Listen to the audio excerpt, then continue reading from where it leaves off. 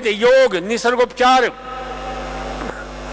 आयुर्वेद से मूल प्रयोजनम, इसका मूल प्रयोजन यही है। तो इसलिए इसे ध्यान रखा करो।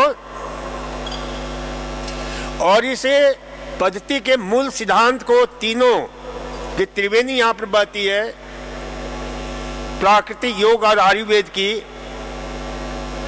उन तीनों के मूल सिद्धांत को आपको समझ लेना चाहिए ताकि आप समझ सकें कि भाई प्राकृतिक चिकित्सा, योग और आयुर्वेद किस प्रकार से हमारे रोगों को ठीक करती है। क्योंकि ये प्राकृतिक चिकित्सा, योग, आयुर्वेद का ही विशेषता है जो हमारे प्राचीन मनीषियों ने जो मंत्र दिए हैं, सर्वम खलविदम ब्रह्मा, एक मेवा द्वितीय ब्रह्मा, सद एक विप्रा बहुधा बदंती, ये जो वेदांत का सिद्धांत है वही आयुर्वेद का सिद्धांत है, बौद्ध का सिद्धांत है वही आयुर्वेद का सिद्धांत है। Unity of disease, unity of causation of disease, unity of treatment, unity of diagnosis. सभी रोग एक हैं, सभी रोग का निदान एक है, सभी रोग की चिकित्सा एक है, सभी रोग का कारण एक है। तो इसलिए यहां पर आप देखते हैं कि मूल कारण को दूर किया जाता है, और मूल कारण जब दूर हो जाता है तो रोग अपने आप चला जाता है। और मूल कारण क्या है? भागवत ने स्पष्ट रूप से कहा है, दोषा एवं ही सर्वेषाम रोगानाम कारणम। सभी रोग का कारण क्या है? दोष, विकार, गंदगी। यदि accumulation of toxic matter, accumulation of morbid matter, accumulation of poisonous matter, accumulation of foreign matter in the system of the body, that is root cause of all disease. ये दोष है, ये विकार है, आपके विजातीय पदार्थ है, जहर है, ये सारे रोग का कारण है। और सब रोग का निदान भी एक है। चरक का एक सूत्र है बहुत सुंदर कि दोषा एवं ही सर्वेषाम।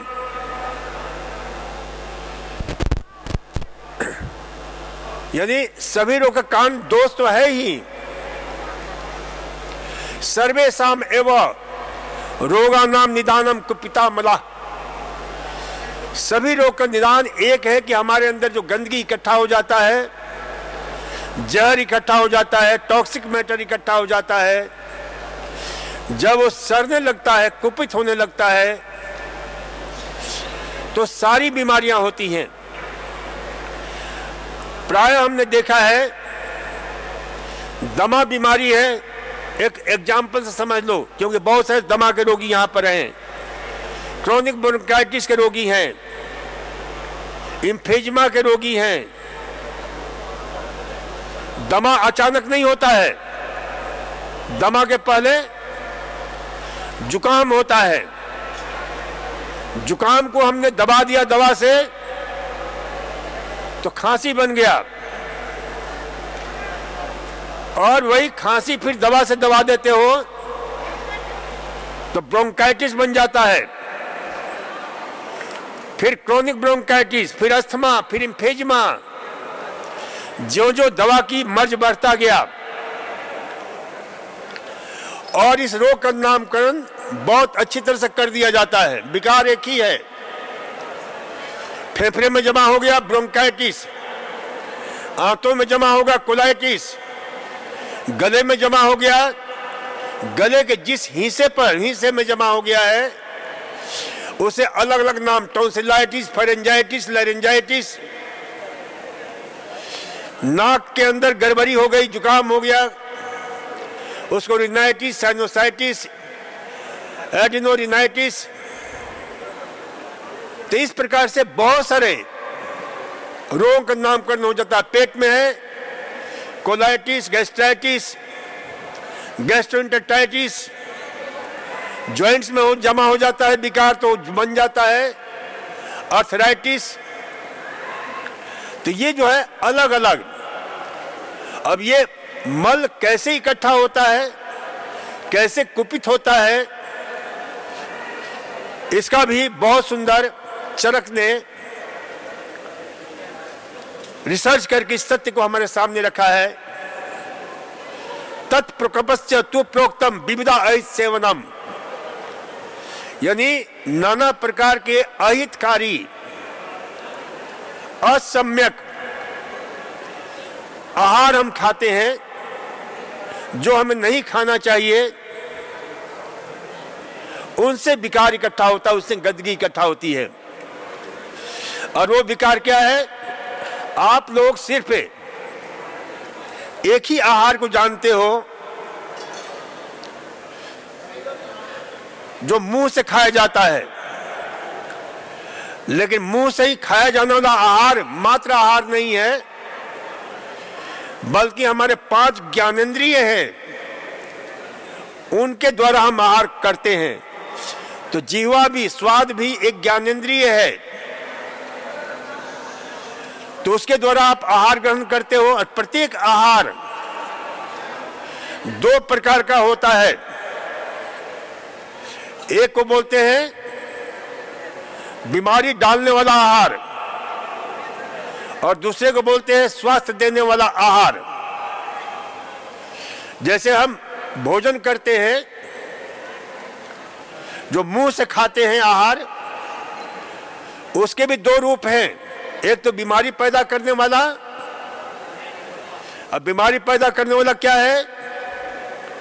चाय है, चीनी है, कॉफी है, बिस्कुट है, ब्रेड है, जेम है, जेली है, बर्गर है, पिज्जा है, हॉट डॉग है, नूडल्स है, जितने प्रकार के तली भुनी चीजें, फ्राइड फूड है, ये सब जो है बीमार डालने वाले आहार हैं। ये जितने भी आप लोग यहाँ पर आए हो, चाहे मोटापा हो, चाहे एसएलई हो, चाहे डायबिटीज हो, चाहे आर्थराइटिस हो, चाहे ऑटोइम्यून डिजीज की कोई भी रूप हो, उन सब का कारण एक ही है कि हमने जो नहीं खाना चाहिए वो हमने खाया है। हमारा आहार गलत है। और सही आहार क्या है? जिससे हम स्वस्थ रहते हैं, जिसको हम यहाँ पर जो है आपको देते हैं, बताते हैं। तो मौसम के अनुसार मिलने वाले ताजे फल और सब्जियां, तो ये ध्यान रखा करो कि जो हमारे ताजे फल हैं, ताजी हरी सब्जियां हैं, अंकुरित धान्य है, छाछ है, दही है, दूध है, गेहूं है, मक्का है, मोठ है, मूंग है, इसको आज पूरे विश्व के वैज्ञानिक कह रहे हैं कि इसे होल रूप में, होल सीरियल्स, कॉम्प्लेक्स सीरियल्स का प्रयोग करना है। लेकिन हम इस बात को समझते नहीं है। इस कॉम्प्लेक्स सीरियल, मल्टीग्रेन कैसे हम कर सकते हैं? तो अंकुरित धान्य के द्वारा, स्प्राउटेड मूंग, मोठ, मसूर, मटर, मूंगफली, गेहूं उगाकर कर सकते हैं। इनको एक साथ मिला करके पीस करके कर सकते हैं, दलिया बनाकर कर सकते हैं, ताकि इसमें रिफाइंड करके नहीं लेना है। इसमें शोधक, निष्कासक और पोषक तीनों तत्व होते हैं जो हमारे शरीर को पोषण देते हैं, जो हमारे शरीर से विकार को निकाल बाहर करते हैं, जो हमारे शरीर का शोधन करते हैं। ये 3 गुण जिस आहार में है, जैसे मुंह के द्वारा किया गया आहार जो है वह हमारे लिए उपयोगी होता है। और ये तीनों गुण नहीं है, अब ब्रेड खाओगे तो क्या होगा? ब्रेड आप खाते हो, ब्रेड कैसे बनता है? मैदे से बनता है। मैदे से क्या बनती है? लेई बनती है, जो चिपकाने के काम में आता था पहले। अब हम पेट को ही चिपका रहे हैं मैदे से, अच्छी तरह से पेट चिपक जाता है, फिर पहला शुरू होता है कब्ज का जो है आगमन, कोष्ठबद्धता का आगमन। अब ऐसे लोग जो इस प्रकार के आहार लेते हैं क्या करते हैं? आराम से जाकर बैठते हैं, फ्रेश होने के लिए जाते हैं, लैट्रिन के लिए जाते हैं और घंटों प्रतीक्षा करते हैं कि आजा आजा आजा, फिर भी आता नहीं है। ये जो ना सबसे बड़ा कारण होता है। तो इसलिए इसे ध्यान रखो कि किसी प्रकार के इस प्रकार का आहार नहीं लेना है जिससे हम बीमार हों, अस्वस्थ हों। तो ये हमारे मुंह का आहार है, हमारे आंख का भी आहार होता है। आप यहां देखते हो कि आपके यहां पर इस संस्थान में श्रेष्ठतम प्रकार के, सबसे उत्तम प्रकार के आंखों के लिए आहार जो है पैदा किया गया है। चारों तरफ इतने सुंदर फूल हैं, इतने सुंदर हरियाली है, इतने सुंदर वातावरण है, पेड़ है, आसपास में जो है ये चारों तरफ, एक ये आइलैंड में हम लोग रहते हैं, ये दोनों तरफ बरसाती नदी बहती है, इधर पूरी जो है राजाजी नेशनल पार्क है। तो ये सारी चीजें हम आंख से ग्रहण करते हैं तो उसका सीधा प्रभाव हमारे दिमाग में जो न्यूरोकेमिकल्स होता है, हैप्पी न्यूरोकेमिकल्स जिसको बोलते हैं serotonin, dopamine, beta endorphin, enkephalin, dynorphin, vasopressin, ये अमृत है जो दिमाग खुश होकर के, आनंदित होकर के निकालता है और हमारे अंदर रोग से लड़ने की ताकत को बढ़ाता है, उस शक्ति को बढ़ाता है जिससे हम लोग रोग से लड़ सकें। तो ये जो इतने प्रकार के सुंदर आहार यहाँ पैदा किए गए हैं, ये हरियाली, तो इन सब का जो है बहुत बड़ा लाभ मिलता है। इसी प्रकार से जो है, और ठीक आप देखते हो ये अच्छे आहार हैं जो अच्छे दृश्य के रूप में हमारे सामने आते हैं। और ठीक इसी प्रकार से देखते हो कहीं कूड़ा कचरा है, गंदगी है, मल मूत्र है, उसे देखते ही आपका मन भिनभिनाने लगता है एकदम। कई लोग तो देख करके कहीं एक्सीडेंट हो जाता है, खून देख लेते हो, कहीं उल्टी जैसी इच्छा हो जाती है। क्यों? कि आपने गलत आहार आपने रिसीव कर लिया। तो इसलिए जो ना स्वच्छता का ये भी बहुत बड़ा प्रभाव पड़ता है हमारे मानस के ऊपर, क्योंकि हमारा दिमाग में कई ऐसे सेंटर हैं जो गलत दृश्य से दुष्प्रभावित होते हैं, अच्छे दृश्य से सुप्रभावित होते हैं। इसी प्रकार से हम जो है कान से भी आहार ग्रहण करते हैं, कान से भी आहार ग्रहण करते हैं, गलत कान से आहार ग्रहण करते हैं। अब जैसे आप लोगों को मैं कहता हूं आप कितने सुंदर हैं, कितने अच्छे हैं, कितने, तो आपका मन कितना खुश हो जाता है। किसी से देखो, किसी को स्वस्थ करना है, बीमार व्यक्ति है, तो सुबह सुबह उसको फीड करो, अरे तुम कितने अच्छे लग रहे हो, you are looking so beautiful and smart, handsome and smart, है, तुम्हारे चेहरे पर ग्लो आ गया है, भले वो बीमार क्यों ना हो। आप ऐसा बोलते ही उसने कान से सुना, दिमाग में तुरंत हमारा वो सेंटर जो स्वास्थ्य का सेंटर है, जो आनंद का सेंटर है, जो हैप्पीनेस पैदा करता है, जो स्वास्थ्य पैदा करता है, जो सुख पैदा करता है, वो एक्टिवेट हो जाता है। और किसी से दुश्मनी निकालनी है तो सुबह सुबह उठो और उसे कहो कि अरे तू कितना, तेरा चेहरा पीला पड़ गया है, जर्द हो गया है, कहीं बीमार तो नहीं था, दुखी तो नहीं था।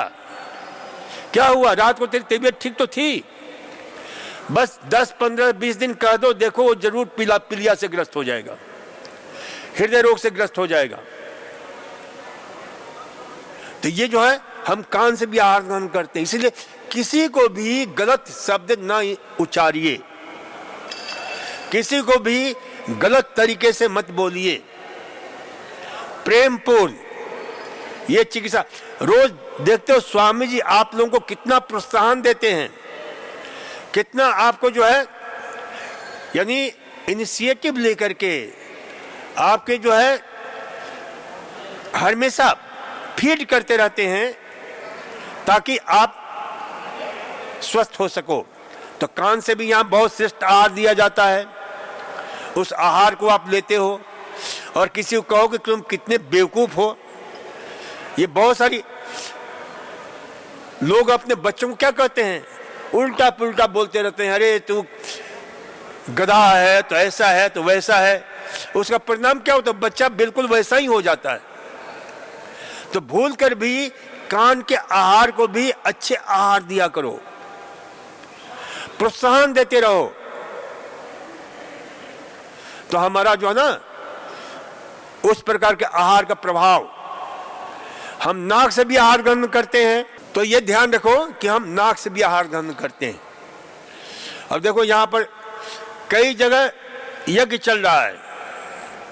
अब यज्ञ से क्या हो रहा है, आप आहार ग्रहण कर रहे हो, रिसीव कर रहे हो। इसमें सैकड़ों प्रकार के ऐसे आहार जो हमारे स्वास्थ्य प्रदान करते हैं, ये जो हम देते हैं, ये गैसेज रूप में जो रूपांतरित होते हैं अग्नि के संपर्क में आकर के, और वो हमारे शरीर के अंदर जाकर के इतने शानदार प्रभाव डालते हैं, इनकी पोटेंसी बढ़ जाती है इन दवाओं की, ये हमारे लिए इतने उपयोगी हो जाते हैं। तो ये आप नाक से भी अच्छा आहार ग्रहण कर रहे हो। अब मेरे बात पर भरोसा नहीं हो तो एक प्रयोग कर लो, ये अग्नि जल रही है, अब उसमें ला करके आप जो है ना 50 ग्राम मिर्ची डाल दो, आपको पता चल जाएगा कि आपने आहार ग्रहण किया कि नहीं किया। मिर्ची डालते ही क्या होगा, छींक आनी शुरू हो जाएगी, हैं? आपके जो है आंख से आंसू आने लग जाएंगे। तो आपने नाक से आहार ग्रहण कर लिया। तो हम नाक से भी आहार ग्रहण करते हैं, आंख से आहार ग्रहण करते हैं, कान से आहार ग्रहण करते हैं, मुंह से आहार ग्रहण करते हैं, त्वचा से आहार ग्रहण करते हैं। त्वचा से कैसे आहार ग्रहण करते हैं इसका एग्जाम्पल सुन लो। तड़फड़ा रहा है, बहुत दुखी हो रहा है, चिल्ला रहा है, आप कितना भी उसको गोद में लेते हो चुप नहीं होता है, लेकिन तुरंत उसकी मां पहुंचती है, मां का स्पर्श पाते ही मां गोद में लेती है, वो शांत हो जाता है। क्यों? कि उसने त्वचा से आहार ग्रहण किया।